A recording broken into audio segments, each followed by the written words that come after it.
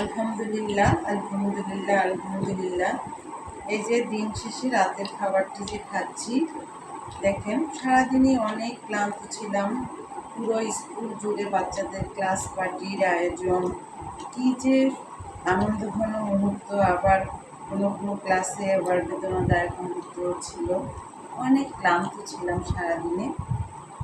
এসেই এই যে ড্রেস না খুলেই শুধুমাত্র একটু পায়ে এবং মুখে পানি ছিটিয়ে ঘুমিয়ে পড়েছিলাম। দেখতেই পাচ্ছেন আমার চেহারা দেখে হয়তো বা আপনারা। আর আজকে রান্না করারও খুব বেশি সুযোগ পাইনি। গতকালের মাছ, এই মাছ হলো আপনার সরপুঁটি মাছ, এই মাছটা, আর হচ্ছে ডিম ভাজি গাইস।